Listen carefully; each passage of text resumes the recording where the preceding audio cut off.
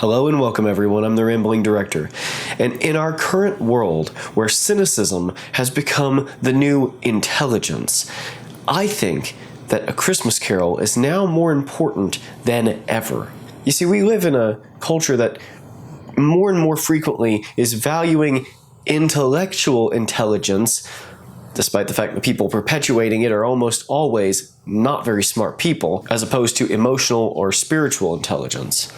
I think the antidote to that may well be to get back to the sort of virtues and values that were taught in A Christmas Carol. And that's one of the reasons I talk about The Christmas Carol so much on my channel. I love this story, and I think it actually is sort of an antidote to all of the cynicism around us in our modern age. With that being said, today we're going to talk about a version I've waited for a while to talk about. I waited until this year because this year is the 40th anniversary of the George C. Scott version, which is, I believe, the best version of A Christmas Carol ever put to film. It really comes down to the level of sincerity. They know that this has been done a lot. They know there's been a lot of other productions of A Christmas Carol, and yet they totally and completely surrender to the story and don't try to change a lot of things up to make it more interesting. They kind of seem to know that the most original thing you can do sometimes is just go back to the source material. And one of the things I love about this production is that all of the big moments are literally just the book. It's just the stuff from the book.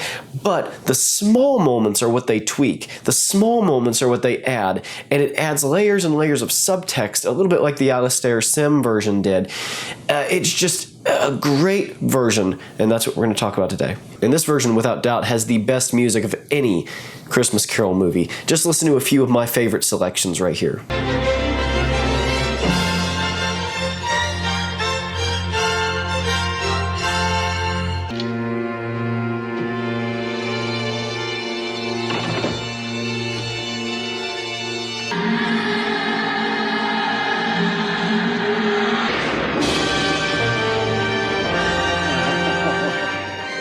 Dear me, I am not the man I was.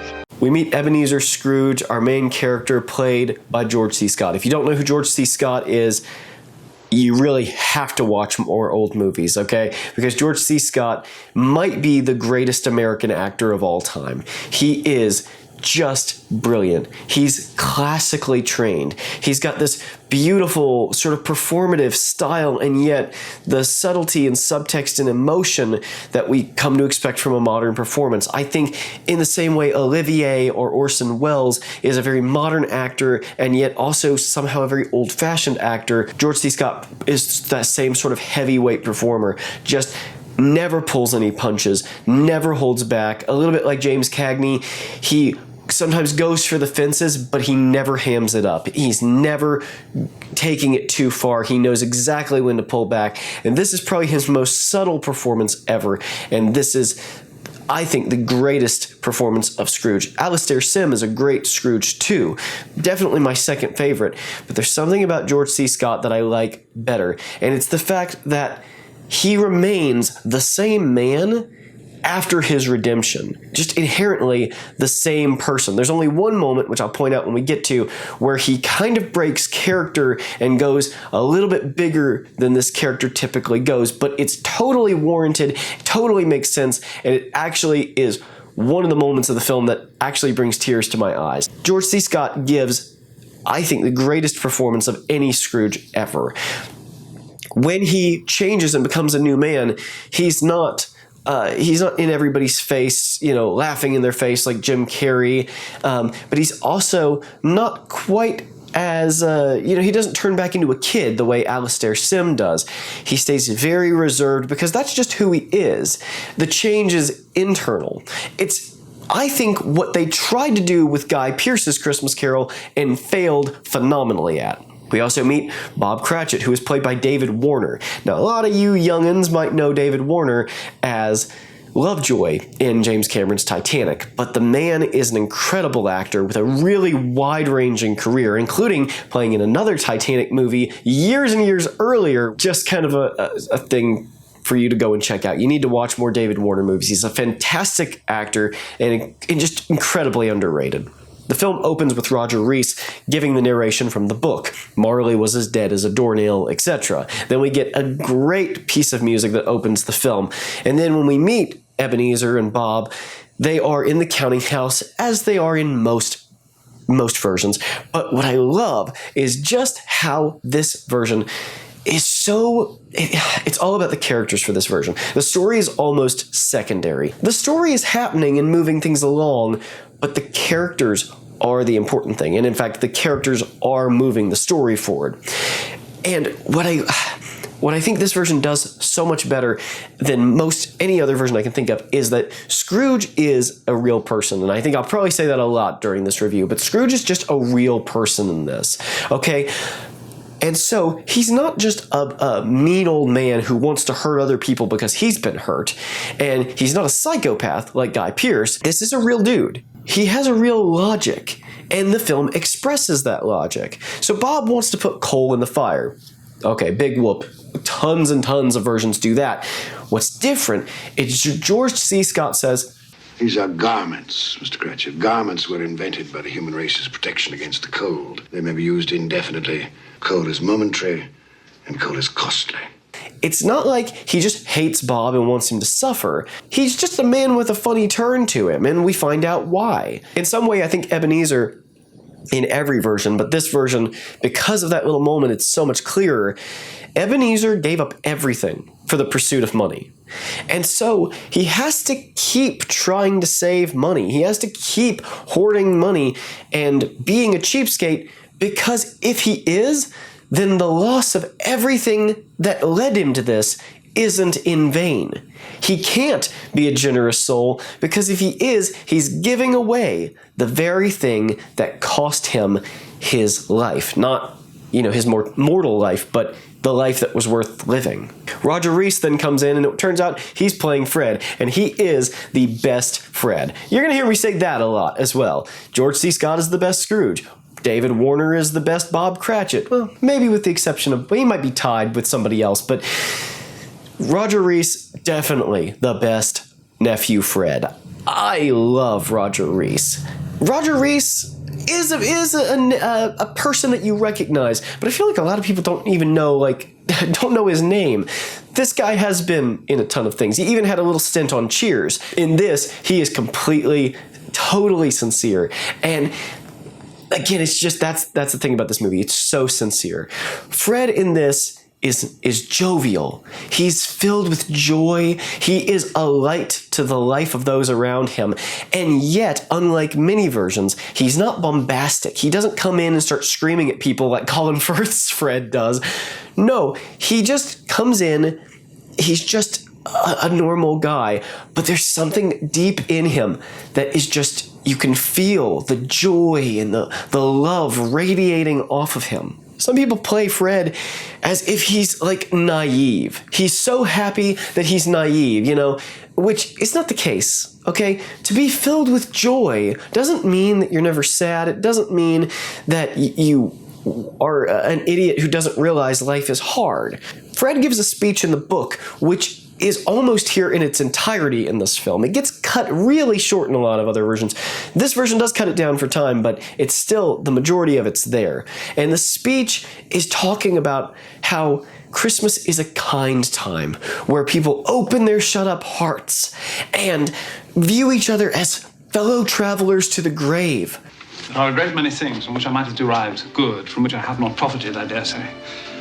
Christmas among the rest. Open their shut-up hearts freely to their fellow creatures. Our ability to see the good in one another. If there can be anything taken apart from Christmas besides its religious roots, that is what Christmas is about, is seeing each other as equals made in the image of God. Now, there is a big piece of religious subtext to the Christmas Carol, and I've talked about this in a lot of other videos. A Christmas Carol is a Christian story. And that's because the Christmas Carol talks about Christmas from the perspective of what Christianity is supposed to be. Taking care of one another, being kind and generous and loving to your fellow humans, the very thing that Jesus constantly commanded us to do. And Fred, I think, is possibly one of the great fictional examples of a Christian living a normal life. He's not going out and dying a martyr or anything. He's just living a normal life, doing his job, living with his wife, taking care of his family, reaching out to his estranged uncle, giving to the poor, is just summing up a little microcosm of what a good Christian is supposed to be doing. I know it probably gets on some people's nerves that every one of these Christmas Carol movies I feel the need to bring up the Christian subtext, but there literally is nothing, I think, about this movie that can be taken apart from its Christian subtext. The Christmas Carol, as a story, is just intrinsically tied to Jesus' command. Love one another. Feed the poor, house the homeless, clothe the naked. So Fred comes in and gives this speech to him, and it's kind of, I think, the thesis statement of A Christmas Carol is Fred's character and that little speech he gives. Humbug. So Scrooge leaves work for the day, and as he leaves and has the regular exchange with Bob Cratchit, come in the next day all the earlier and all that good stuff, he leaves, and as he walks out the door, he sees Tiny Tim waiting on his dad. The scene where the two gentlemen come and ask for money for charity is moved to the exchange office, and I like that. It gives us a chance to see Scrooge as a businessman in action when he's trying to sell his corn. We'll take your corn at the price you quoted yesterday. Too late. If you wait until tomorrow, it'll cost you another 5%. Damn it, Scrooge, it's not fair. No, but it's business. It's a good little scene, and then immediately afterward it's followed up by the two men who ask for the charitable donation. One of the two men is played by Michael Gough, who is just a fantastic actor, and we're going to talk a bit more about him in my Phantom of the Opera series when we get to the 1960s version starring Herbert Lom. Scrooge, I presume. Indeed you do, sir. You don't know us. Nor do I wish to. I love how sassy George C. Scott is in this role. It's fantastic. My taxes help to support the public institutions which I have mentioned, and they cost enough. Those who are badly off must go there. If they would rather die, perhaps they had better do so, and decrease the surplus population. Surely you don't mean that, sir. With all my heart. Notice that, with all my heart. He just says it as a kind of a statement of fact. Many people overplay this moment. I think of Jim Carrey in the Zemeckis version. He kind of overplays this. If they'd rather die, then they better do it and decrease the surplus population. But in this case, Scrooge is very subdued with it. It means nothing to him. It's a comment about which he has not thought anything about. It's just the thing to say, and he throws it out. It's nothing to him to say that. Now that's important because later Scrooge actually says, perhaps I spoke too quickly about matters which I gave no great thought to. Later on there's another line, and I'm going to touch on this more, but this right here is one of the reasons why I think stories like A Christmas Carol are more important now than they ever have been. As Scrooge walks home, he sees a ghostly hearse driving by, and the hearse drives into the fog and vanishes. It's a great little moment, and George C. Scott actually almost doesn't notice the carriage until it's nearly gone. This is a pure adaptational moment. I love this. So in the book, Scrooge actually thinks he sees a hearse driving up the stairs in his home. Now that would be a moment that it would either work and be really creepy, or it would look really silly. So what they do instead is have the hearse just out in the street where a hearse would typically be. It's the sort of thing where, well, maybe he saw a real hearse and he imagined it disappearing. It gives you some escape room to kind of interpret it in different ways. And it also, I think, just works a lot better in the context of this production. Scrooge is in a pitch black house. The lighting is phenomenal in this. It reminds me of the lighting in Halloween 1978, where the shadows are not just shadows, it's unexposed film. It's pitch black. Because remember in the book, it says that Scrooge kept the house dark. Darkness was cheap, and Scrooge liked it that way. There's a subtle reference again to that religious subtext, because on the fireplace hearth in Scrooge's home, there's a picture of the Last Supper, but it's covered in soot and grime, and yet the soot and grime can't actually completely hide the image. The goodness of Christ is still there, although it's being ignored by Ebenezer. He doesn't really pay much mind to it until Marley literally shows up in the image. And if that is not kind of a little micro version of Scrooge's entire character, I really don't know what else could be.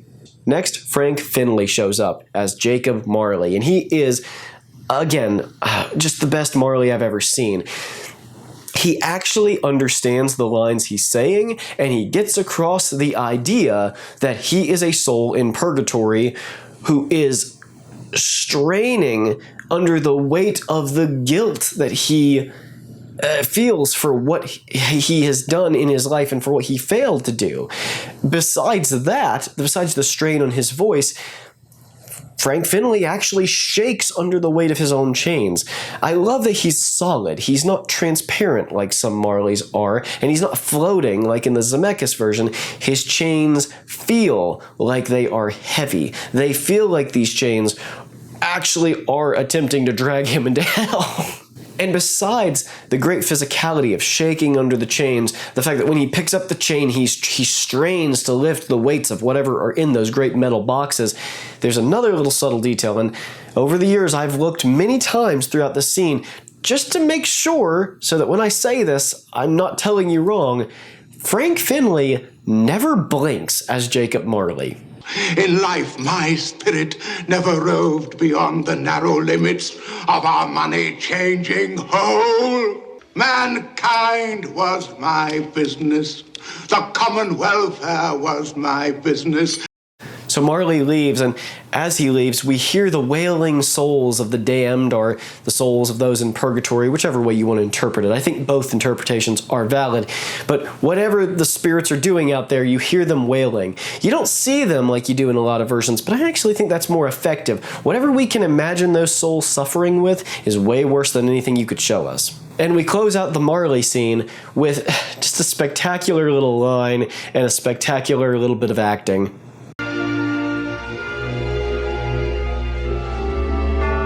Something I ate.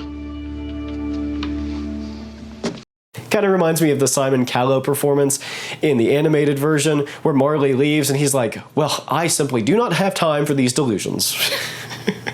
Scrooge is awoken by the ghost of Christmas past, who is played fantastically by Angela Pleasence. If that name sounds familiar to you, or if she looks kind of familiar to you, it's because it's Donald Pleasence's daughter, and that is an awesome little bit of trivia. She even kind of has a similar delivery style to her dad, which just fills me with joy because I love Donald Pleasence so much. As far as her style, there are other visually more interesting Christmas pasts. So while the other ghosts are my favorite in this version, I don't think they designed her character very well. In fact, she's one of the only aspects that looks very 80s. And I just think they could have done something a little better with her character. That being said, what they do get absolutely perfect is the fact that the light is shining out from her. She is so bright that Scrooge can't look directly at her at first. And she has the giant candle snuffer with her. And Scrooge even has the lines about, would you put your cap on your head? I can't look at you. And she's like, I carry the light of truth. Would you snuff it out? I love it. I love it so much. That is actually important too, because I talked before about how most versions can't literalize that snuffer at the end of the Christmas Past sequence and make it look good. Most of the time it looks pretty goofy. This is one of the only versions where it not only looks good, it sends chills up my spine, but we'll get to that in a minute. They go back in time to Scrooge's early childhood, and we see Scrooge's just absolute joy over seeing his childhood friends. I really like that in this version of the past, Scrooge is rarely sad. He's mostly kind of happy and reminiscing. There are bits and bobs where he is clearly actually sad, but even then, he kind of takes a defensive position. And again, it comes across as so much more real than you would see in a lot of other versions.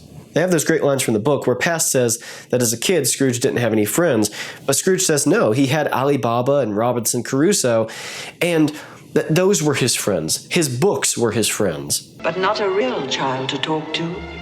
Not a living person. Robinson Crusoe, not real. And Friday? And the parrot with green body and yellow tail, not real. The transition into the older Ebenezer Scrooge is so fantastic. It is done in between cuts, and there's not really any indication that you've moved along in time until Fan comes in the door. Man, I love that transition. Let us see another Christmas day. When you were a youth. Fan.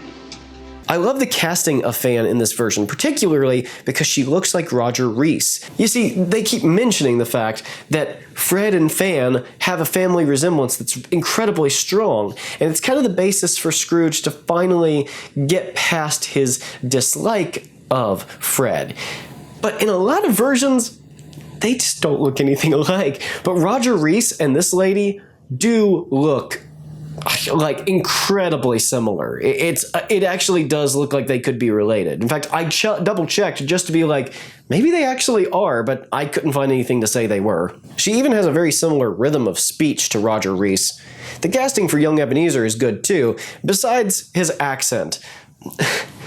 The thing is, George C. Scott's an American, and if you pay attention, he never actually attempts a British accent. George C. Scott just talks in an American accent the entire movie. Now, you don't really notice because he's got that thick, gruff, deep smoker's voice, and his performance is so good, he sells you on everything so much that you just never stop to really realize that he's not using a British accent. However, young Ebenezer sounds like Ringo Starr. One day, when I made my fortune... Hey, he also kind of sounds like the ducks from Courage the Cowardly Dog. You know, brother, we don't lay eggs, we're duck brothers. That's... Okay, sorry. Off topic, my bad. Now, little Fan takes Ebenezer out, and we actually meet Ebenezer's father in this production. And even though Fan says he's so much kinder than he used to be, and he agreed to let you come home, we see that when he's face to face with Ebenezer, he still just hates him. And it is such an uncomfortable moment. It leads to this great shot where we see young Ebenezer silently sizing up his father, hurt by his father. Silas Scrooge, the father himself, lost in his bitterness. And in the background we see George C. Scott's Scrooge, who is also lost in his bitterness, also hating a young man for the death of his mother, just as Scrooge's dad did, lost in his bitterness, but also still that young man sizing up his father. It might be one of the greatest shots ever put in A Christmas Carol. The subtext is so strong, I could literally talk about this shot for an hour. Scrooge claims that he never noticed the resemblance to Fan, but if you're sharp-eyed, as I mentioned earlier, you'll notice that Scrooge doesn't look at Fred very much in the first scene. Now, maybe this is because he doesn't notice that he's not looking. Maybe he doesn't notice that Fred resembles Fan. However, you could also suggest that maybe it just hurts Ebenezer to look at Fred. This is much subtler than the reasons in the Alastair Sim version for why Scrooge hates Fred so much. Whereas the Alastair Sim version really spells out that Scrooge is doing the same thing as his father, this version asks you to think about it a little bit. Next, we meet Fezziwig, who gets a bit more development in this version than he does in most other versions, including having a nice little conversation with Ebenezer about how he's a young man and he needs to enjoy life. You'll enjoy yourself tonight, Master Ebenezer. That is an order. Yes, sir, I'll try. Well, put your heart in it. But you're young, eh? There's more to life than bolts of cloth and musty old ledgers, eh? We also see that he really likes the idea of Scrooge and Belle, his daughter, ending up together. What a difference it makes, Ebenezer, to travel the rough road of life with the right female to help bear the burden, eh? Belle. I had forgotten how beautiful she was. See, that's what I'm talking about. This is real. How long since you danced, Ebenezer? Waste of time, dancing. You didn't think so then? There was a reason then. This is the way a real human being would act about these situations. He's not sobbing or crying or screaming or anything else that a lot of other Scrooges do. It's all very internal. I'm sure most of us know people like this. And they don't cry and scream and moan. They keep the pain inside. That's part of how they became so bitter to begin with. This is just the idyllically perfect interpretation of Scrooge for me. There's so much going on, and yet there's so much that Scrooge, God bless him, just doesn't even know where to begin to express it. We don't get enough crotch transitions in movies, do we?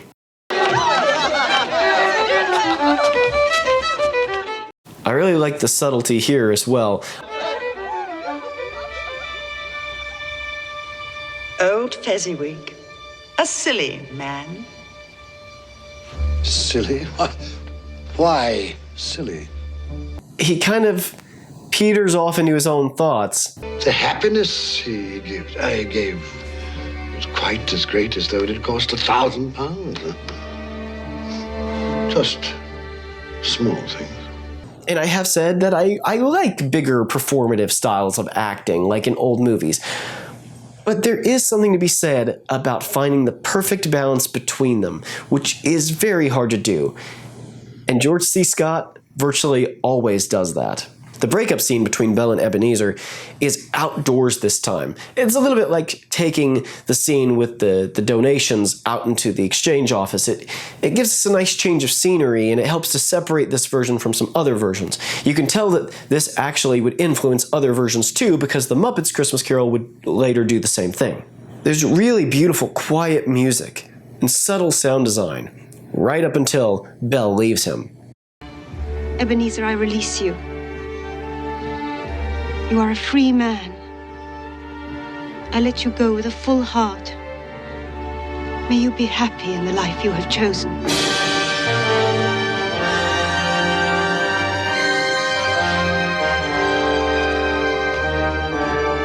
Oh gosh, that music sting, it's like a knife through your heart, isn't it?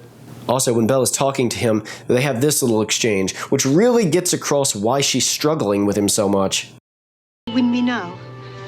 A dowerless girl, with nothing but myself to bring to a marriage. You think I would not then? Oh, Ebenezer, what a safe and terrible answer. So characteristic of the careful man. Yeah, not only is that a characteristically safe answer, it's also a really big jerk way to respond to that question. I almost went after her. Almost carries no weight, especially in matters of the heart. Upon his death, my father left me a small inheritance. Belle wished to be married, insisting that we could get along on very little. But I wanted something more for both of us. Man, what a great scene. George C. Scott is hurting, but again, he's not just sobbing or anything. It's him hurting, but trying to hide it. He doesn't want the ghost to know how bad this is hurting him. And just stating the reality of something that in this version, he's clearly thought about every day. It's not like in some versions where Scrooge almost seems like he forgot about the breakup with Belle until he's shown it again. This is a Scrooge who every day is thinking, did I make the right decision? So he isn't overwhelmed, but he does justify it. So I lent out that money, laid the foundations for financial success, which I have achieved, I may add. Congratulations. See, this is better than Guy Pearce justifying his sins like a 13-year-old on Reddit. This guy is a cynical character who is likable and understandable. And I don't know if we're going to get a trend of Christmas Carol movies like the Guy Pearce version, or if that'll be the only one like it. But listen, cynicism is not necessarily a good thing. A little dose of cynicism can be a good thing. Making your whole character about cynicism is not a good thing. That is why so many people on Twitter have no friends in real life. Sorry if that's harsh, just trying to keep it real. Next, we see Belle's new life with her children and her new husband. It's in the book, but it rarely makes it into any adaptations. But I love this scene. It's a great little way to drive home to Scrooge everything that he lost. Fancy. It might have been mine. The same thought occurred to me. I really like this moment because up until now, Scrooge has not lost his temper with Christmas past. Poor wretched man. Spare me your pity. I have no need of it. They can't hear you. And as for you... Something about that gets under his nails, and that's when he decides, I'm through. You're not showing me anything else. By the way, past is super creepy in this scene. Leave me! Haunt me no longer! Now here we come to the snuffer moment, where Scrooge crams the snuffer down on top of her to try to extinguish the light of the Christmas past. But again, it sends chills up my spine. Just watch this and listen to the simple but carefully chosen dialogue.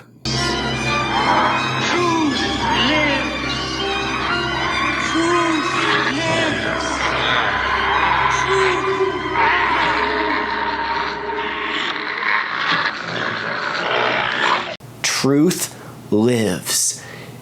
As he is trying to snuff it out, truth lives. He cannot get rid of the truth, even if he kills the past. Where is this spirit of which you spoke so glibly? You did say at the stroke of two, didn't you, Jacob? Mistaken in death, as you were in life. What a cold, cynical old man. But again, not cynical like in some versions. He's just trying to get over what he thinks was a really bad dream. Present shows up, and he's played by Edward Woodward, who's my very favorite Christmas present. Imagine that. Somebody in this production is my favorite. He's jovial and joyful and happy. He can be bombastic a little bit, but not as much as Jim Carrey's Christmas present. He has a mysterious quality, and he can be serious. Come in! I intend to. I love that about this Scrooge. He's just one of those characters who is just over this nonsense. He's like, I've dealt with 2 ghosts already. You think you can scare me? I'm coming in there. I haven't mentioned it till now, but the costumes are simply grand. One of the great choices they make is having Scrooge fall asleep with his bathrobe or smoking robe on, but over top of his clothes. Scrooge traipsing about in his nightgown may be an iconic idea, but when you see it in motion, sometimes it looks a little goofy. Keeping him fully dressed was a great move, and look at Christmas Present. Isn't he just fantastic? Over 1,800! Tremendous family to provide for. Wow, that is a great little moment. Look at Scrooge's reaction. Sometimes the transitions in this film can be a little awkward. In particular, when the ghosts are taking him somewhere, can be a little awkward. But they do try to kind of cover over some of that by having the transitions happen within the snuffer reflection, or having the torch be the focus of the transition. And it works okay, but that being said, these are the only moments that kind of take you out of the fact that this is not a multi-million-dollar cinema movie. This was a TV movie. Like, there's a few shots here and there that kind of look made for TV, but the majority of it looks like a cinematic film.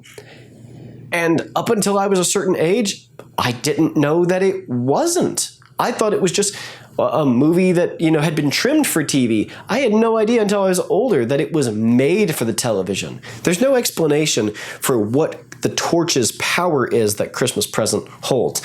Some people will portray it as the joy of Christmas, the light of whatever, maybe the light of truth, the same light as Christmas Past, but I like that this version, Scrooge asks, is there a mysterious power coming from your torch? And Present just says, yes, there is, and laughs and never gives an explanation. Is there some peculiar power which emanates from your torch? Oh, yes. There is. I've always stood by that the Cratchit family in this version is one of the very best Cratchit families. The kids carrying Tiny Tim around, Mrs. Cratchit being such a warm mother. David Warner, of course, is perfect. He gets the idea across that this is a man who actually feels very deeply, who is an intensely emotional man, and yet he tries to keep that part of himself subdued so he can appear strong for his family. And I think most every man who is married and has kids can appreciate that feeling and sympathize with it. The whole Cratchit family is just wonderfully cast, including Tiny Tim, who I'm not always a fan of Tiny Tim in these movies. It seems like sometimes they cast him a little too saintly. But this just does actually seem like a poor kid who just happens to be very grateful as well and appreciate that everything he has is a blessing, even though he has nothing. There's a great moment here where Bob reminds the family to pray before eating, and Scrooge involuntarily says amen at the end, and then Christmas Present reacts to it like this. Amen. Amen. What? You say something? No. No. I thought I heard you. No, I said nothing. A lot of versions also throw in the God bless us everyone line like it's an obligation. But really, watch David Warner's expression when he hears Tim say it. And God bless us, everyone. There is pride all over that man's face. He clearly is proud that Tim, despite all of the suffering in his life and how little he has, is still thinking of other people, is still thinking about the goodness of God and the goodness of God in his fellow humans.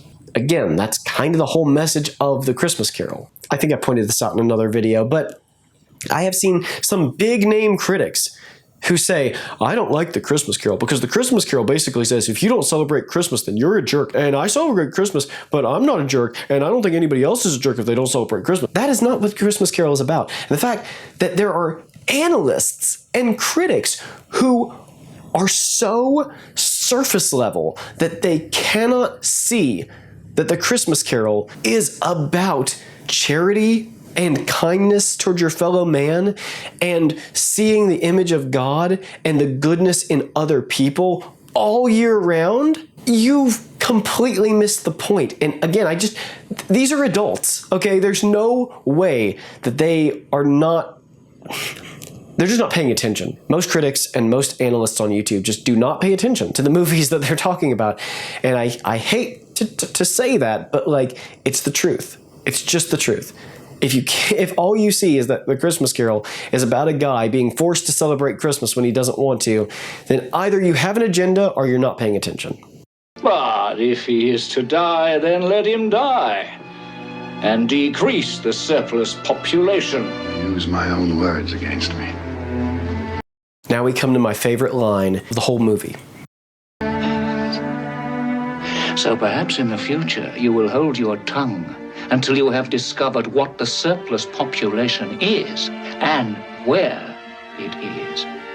It may well be that in the sight of heaven you are more worthless and less fit to live than millions like this poor man's child. It's funny. The people who talk about, oh, the world is overpopulated and we could do with a few less people. And you know what? Maybe we need to just get rid of some of these people. There is a way that the people who talk a lot about overpopulation could take care of a little piece of the problem, but they won't do that. You know what else? There's a little way that some dictators could and have tried to take care of the problem of overpopulation. Strangely, though, the people always talking about overpopulation, they don't want that, do they? They don't really want dictators to come in and take care of that issue. Why? Because they know darn well that there's an equal chance that their head would end up on the chopping block alongside the people they think are undesirable. This is why A Christmas Carol is so relevant. Because we have become so cynical that we can just talk openly, and especially on the internet, where it's rewarded to be cynical. We can just talk openly about how, well, we need to depopulate the earth some. How do you do that? Everybody knows what they're implying. In fact, they know what they're implying. In fact, some people are just saying it to be edgy. But the thing is, they are not thinking about what they are saying. To have so little respect for human life means fundamentally there's some mental faculty that is not turned on. So in a way, I guess you almost can't blame them. But the thing is, again, they wouldn't actually want it because their lives are important to them. If we took all of our cumulative waste, all of the food that we just throw away, and we gave that evenly across the board to the people in need, we could feed the entire planet. We're not scarce on resources. We're scarce on charity. We're scarce on hope and faith and love. We have this cynicism to hide from responsibility because it's easy to feel helpless in a world where everything is political. Everything is left or right. If you pour your cereal before you pour your milk, that's a political issue now. Everything is right and wrong, good and evil. You're a Nazi or you're a communist. Everything. This attempt to pit everybody against each other, because when we're distracted, we can't do things. Every presidential election, doesn't matter which side wins, I hear people acting like they're giving up. Well, you know what? If you didn't make everything political, if you focused on the good on your local level, being a missionary to those people, bringing them food and water and helping them through the tough times on a local level, you might actually get some stuff done regardless of who was in office. And notice I've not said my politics here. I don't care who's in office. But I am just saying to you right now, because I think it's important, that if we stopped trying to make everything about us versus them, if we stopped hiding behind a wall of cynicism to protect ourselves from the responsibility that we actually can be the hope to other people, we actually could fix some of the cracks in this broken world. And that is why A Christmas Carol is so important. Now I would like to propose a toast to Mr. Ebenezer Scrooge, the founder of our feast. Mr. Scrooge. Some people act like Bob's a fool for this moment, as if he's foolish for extending a wish of good health to Scrooge. But the thing is, he's not a fool. He's just a Christian. That's what we're supposed to do. Pray for and wish the best for our enemies. And of course, he leads his wife and kids as the example of extending that kindness and goodwill even to the worst of us. Next, we go to Fred's party, and man, this is just such a real party. It feels like the sort of party we've all been to. It doesn't feel like a performance at all. I said it earlier, but Fred, being so joyful and positive, is great because he never comes off as naive or goofy in this version. He's just one of those spirited people of goodwill that everyone should be lucky enough to know. Some Freds are kind of annoying, but Roger Rees is so genuine and quietly joyful that it just lifts my spirit every time I see him on screen. Is that my mother, God rest her saintly soul, was very fond of him. She loved him, but the consequences of his taking a dislike to us and not making merry with us is that he loses some pleasant moments which could do him no harm. By the way, Roger Rees messing up the instructions for the game seems like a real mistake that he actually made. I don't know if he did or if he was just supposed to mess it up and acted it really genuinely, but it always came across to me like he just flubbed his lines. 5 seconds to answer. If you fail to give an acceptable answer within that time, then you must each stand behind your chair. Last one who's seated wins the prize. Fred, don't go on so. Just begin. Oh, I'm sorry, Mother. Man, I love that. It's one of those little things that just, I don't know, it feels so genuine and right for this scene. Now, I've mentioned before, but Scrooge doesn't change in any big ways. It's all internal changes. His external behavior really never changes, which makes him to feel more like a real person. Time, after all, I do not come back very often. Shh, I'm trying to listen to the game. Also, I just love Scrooge's reaction here. Tight as your Uncle Scrooge's purse strings. Janet, that's quite wrong. So even when he's enjoying the game, unlike some Scrooges who are all smiles and bouncing up and down, oh, it's a drum, it's, unlike some Scrooges who act like that, George C. Scott still has this quiet dignity. A drum, it's a drum, you fool, Good for you, Fred. The boy's got a head on his shoulders. And as for the laughter at my expense, Spirit, I'm inclined to overlook it in view of the general gaiety of the evening. Even at the end of the scene when he's complimenting Fred, he even then still acts almost like a stern father rather than a happy-go-lucky guy, which is what a lot of Scrooges become. This is what I call the shelter scene, and it is gut-wrenching. This little family trying to stay together and work through all of the things in society that are working against them it's so real and so raw. It really sells you on how cruel the world is beyond the happy Christmas parties. We have enough wood for the night. Ah, it'll last through. At least there's one thing still free in this country. Mary, Peter, they're cooked. They're too hot. It'll be cold soon enough. I love when this guy has a line where he says, look at these hands. They're hard hands. They've done hard work, and I want to work. It's not fair. There's just no work. There's no work for me. Tomorrow, take the children and go to the parish poorhouse. No. No. I'd rather we all drowned in the river than go to one of those places and be separated forever. That is a kind of a neat little aspect. A lot of people kind of, I think, wonder, like, why would people rather die than go there? Well, being separated from your family potentially forever is a pretty good reason. And besides that, the working conditions and living conditions were just horrendous. And by the way, nobody knew this better than Charles Dickens, who actually did have to go to a workhouse as a child, just like Oliver Twist, and that's why he wrote so much about poverty and taking care of the poor, because his father had to go to debtor's prison and it put his whole family out on the street. Which is why whenever I see some college kid talking about how Charles Dickens was some privileged white man, I just cringe and die a little bit inside. They're institutions. Have you visited any of them, these institutions you speak of? No, I'm taxed for them. Isn't that enough? Is it? What has it to do with me? Are they not of the human race? Look here! Beneath my robe! This is probably my favorite version of the ignorance and want characters. Not because the children actually are anything special, it's really just the way Edward Woodward delivers the lines. What are they? They are your children. Their names are Ignorance and Want. Upon their brow is written the word Doom. Gosh, there's something really powerful in that. Have they no refuge, no resource? Are there no workhouses? And then continuing forward, after Present hides the children, we get this just chill-inducing line from him. They are hidden. But they live. Oh, they live. Present disappears and leaves Scrooge alone, and I like that he leaves him out there alone where all the poor people are. So Scrooge gets to experience the fear of being left homeless, alone in the cold with nothing, just like the poor people he's ignored.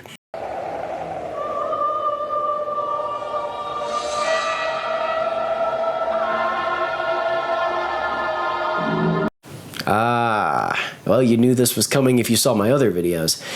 The Ghost of Christmas Yet to Come is my favorite ghost. It has been since I was a child. And it's funny that there are very few versions, maybe no other versions, that get The Ghost of Christmas Yet to Come correct from the book. Every time you see The Ghost of Christmas Yet to Come, its shape is changed slightly.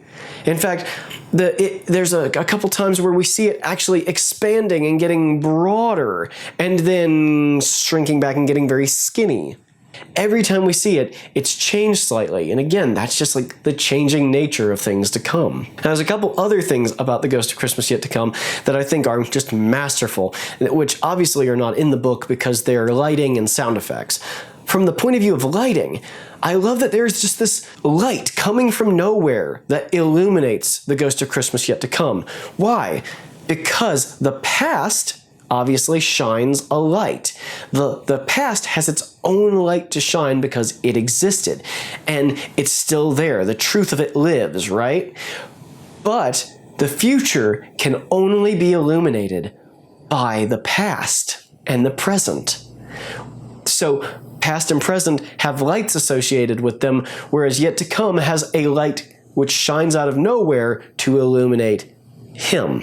I've always thought that's just really clever. It adds an uncanny vibe to the whole thing, because where's this light even coming from? Michael Carter plays The Ghost of Christmas Yet to Come, and that's crazy to me because I always thought this thing must have been a puppet or something, because it moves in such an uncanny way. It's crazy to think that a real guy was under the suit. Now, the second thing that I wanted to mention was the sound effect. There's this creaking, metallic screech that accompanies every time it moves its hand.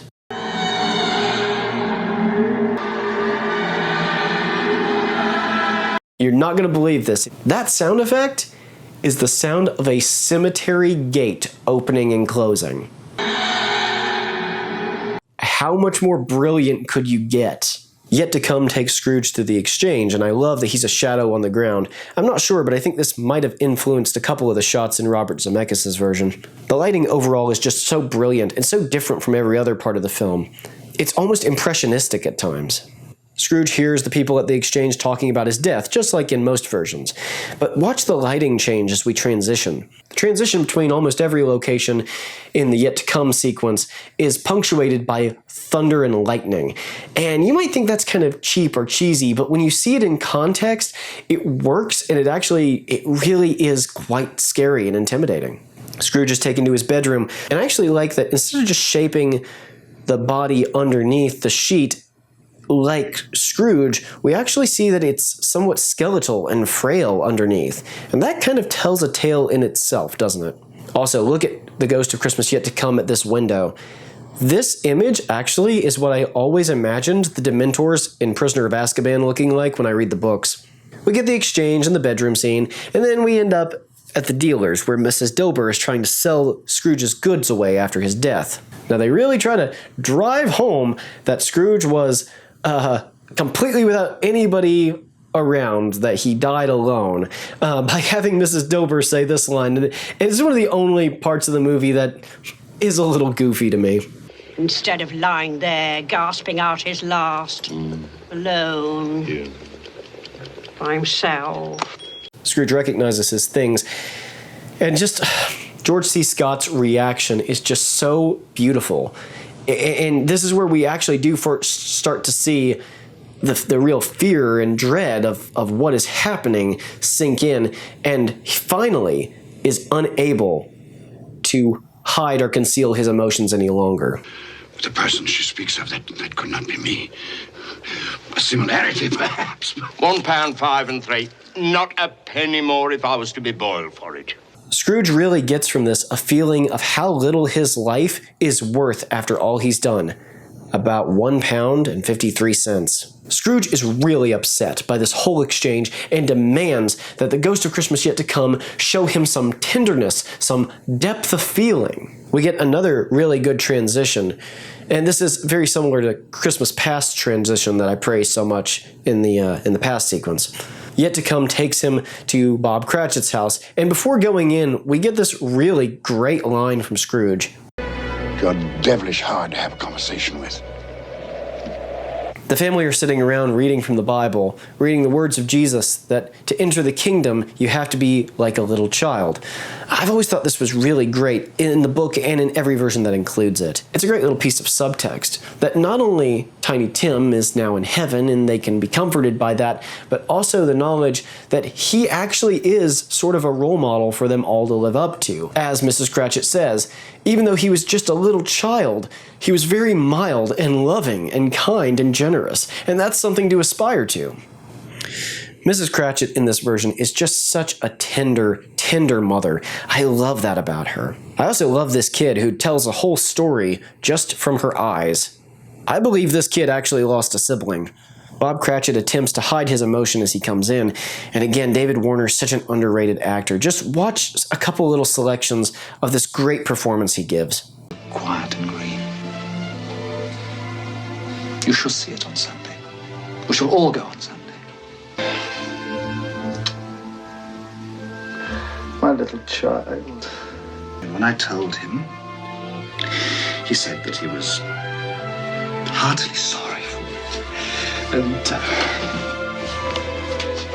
Finally, we get the famous and I think probably the most tragic line in the whole book, where Bob looks at his children and says, however and whenever we are parted from one another, I'm sure that none of us will ever forget poor Tiny Tim. As much as family is so important and precious, it is all the more important and precious when you keep in mind the fact that someday, no matter what, one way or the other, we will all be parted, at least for a time. Once again, I have to praise the music in this film because it sells the emotion in a lot of these scenes in a big, big, big way.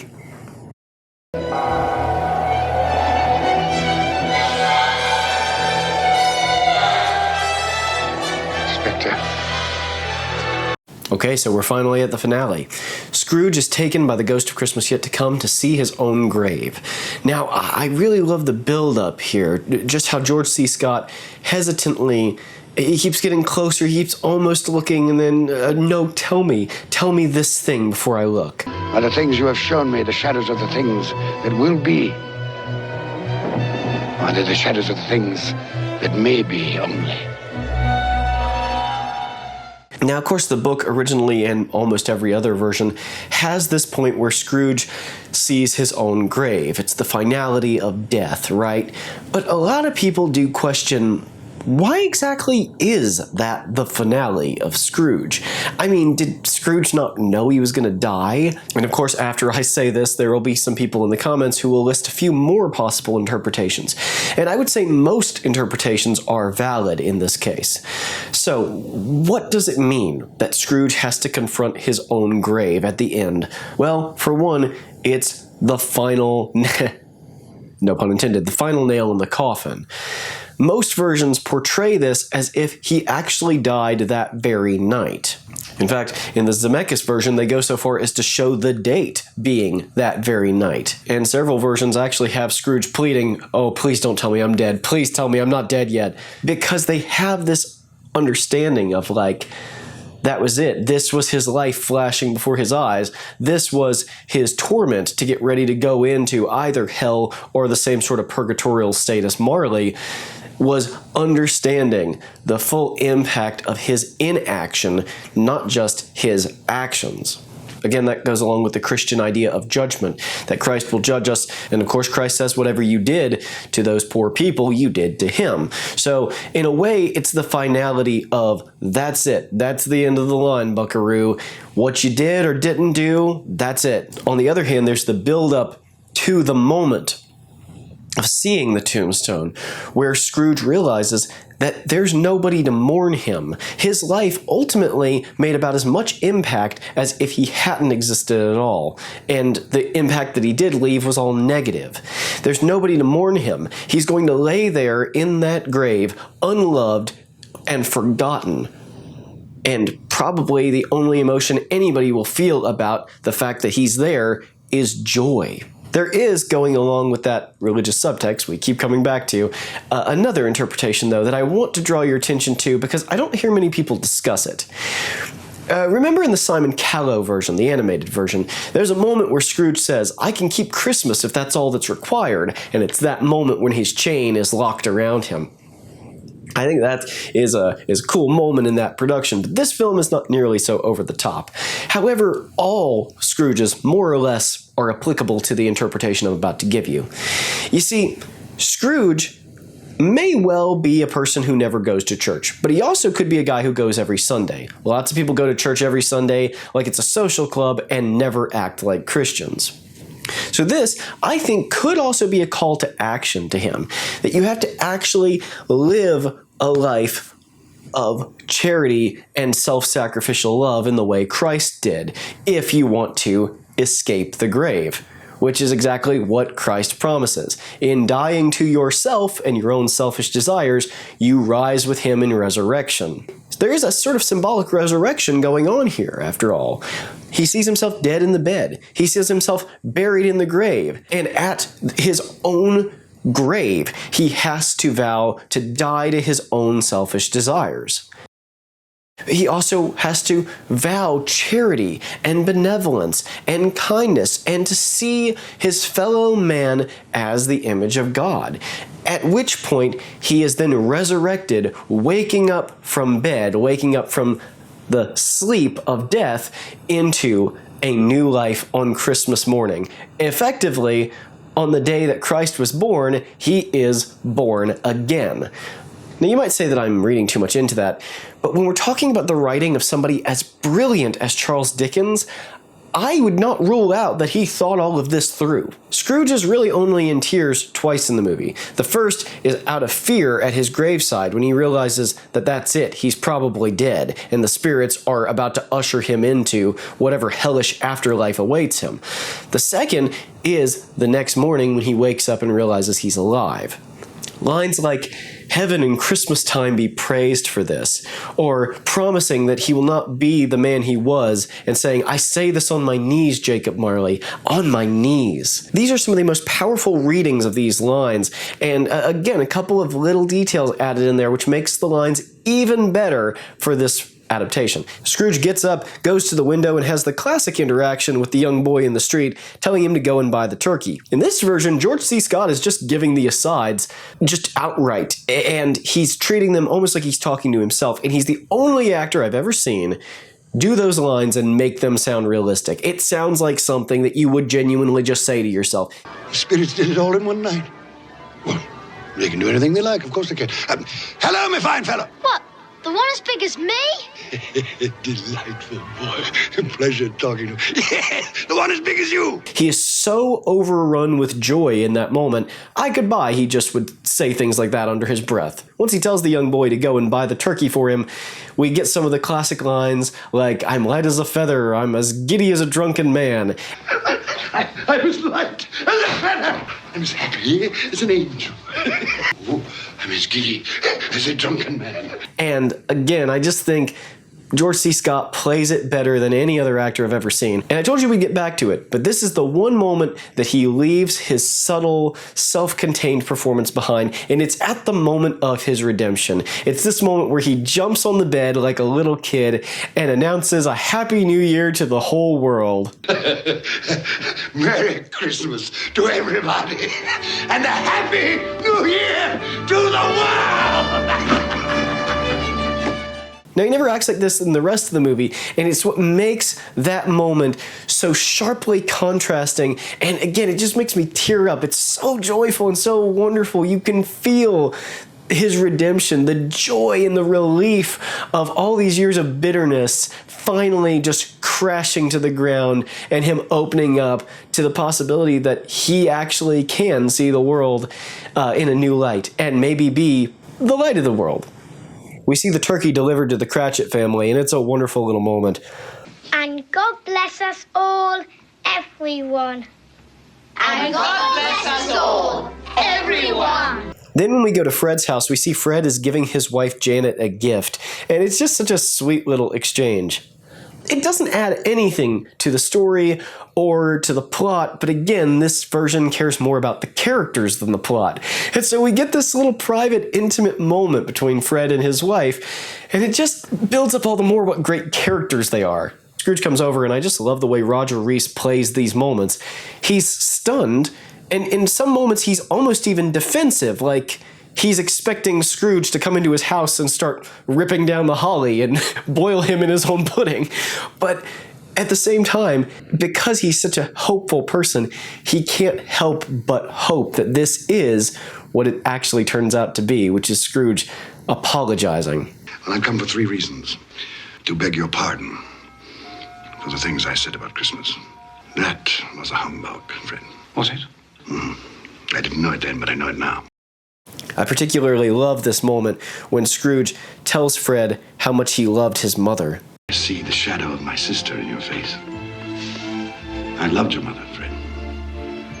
For a time there, I forgot just how much I loved her. Roger Rees also does something else as Fred, something I've never seen any other actor do, something I've never seen any other movie do.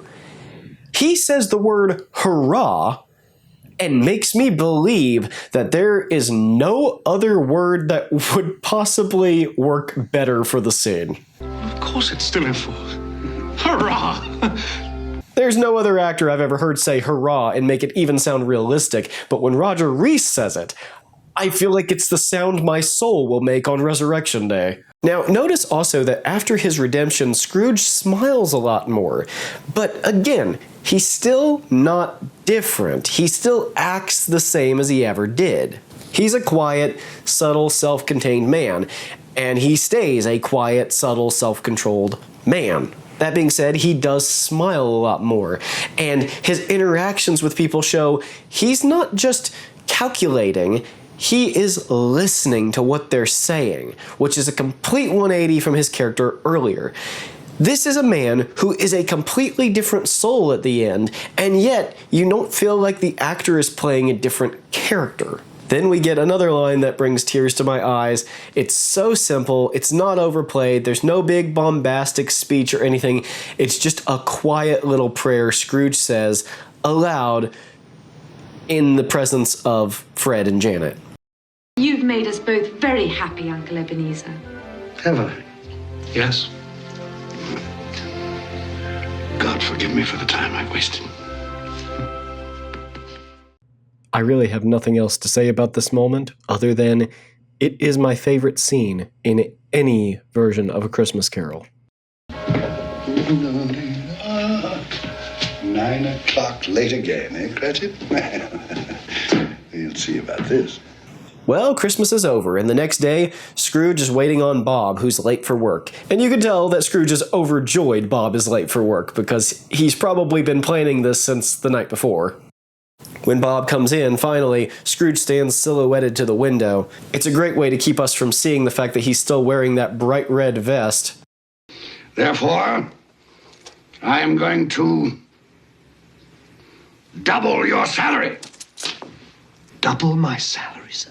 Yes, Bob.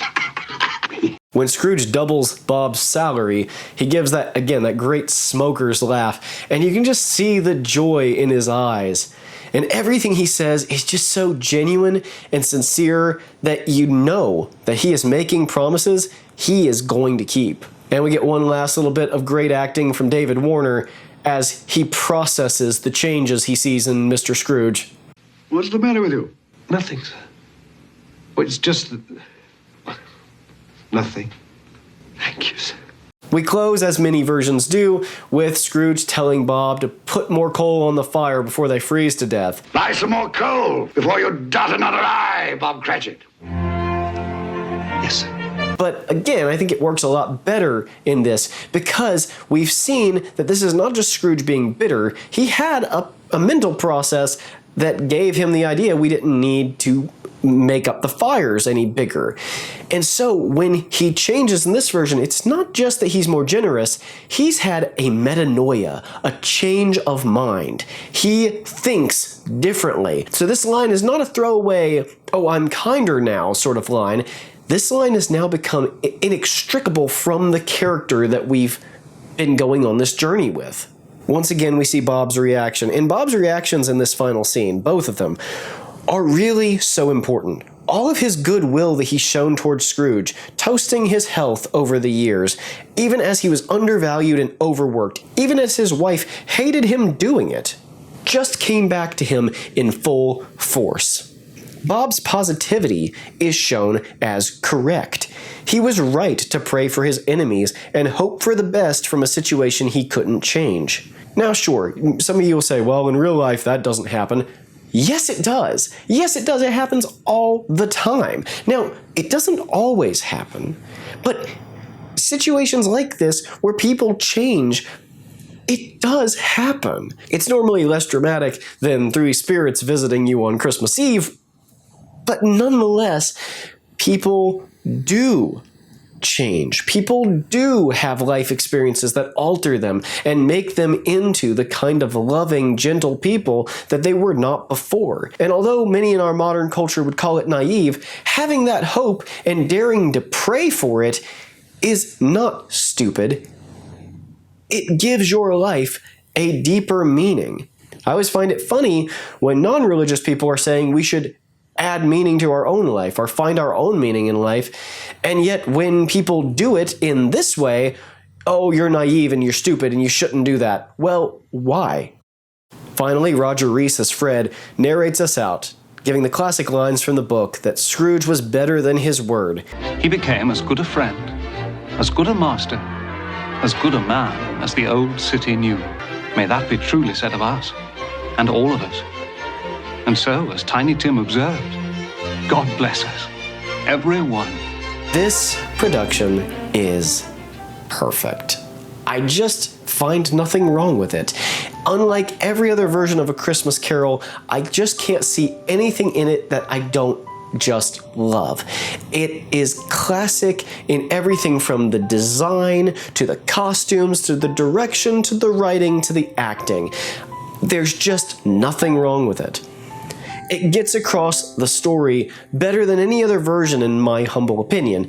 It tells the story tweaking just enough to enrich your enjoyment of it and enrich what you get out of the characters. It's the sort of production that you could show to somebody now and they're not going to feel like it's dated, unlike a lot of other Christmas carols where the acting, if nothing else, does tend to give away how old the movies are. I watch it every single year, multiple times a year typically, and a couple times in July, and I love it. It gets better every time I see it. I notice more every time I see it. If I made this video again in 10 years' time, there'd be probably a ton of stuff I'd point out that I didn't notice yet, because every time I see it, I notice more. Every time I see it, it becomes a more enriching experience to me. It feeds me on a spiritual level more than almost any other Christmas movie I can think of. And to my mind, it is the definitive Christmas Carol. Thank you everybody for watching. God bless you, and I will see you in the next one.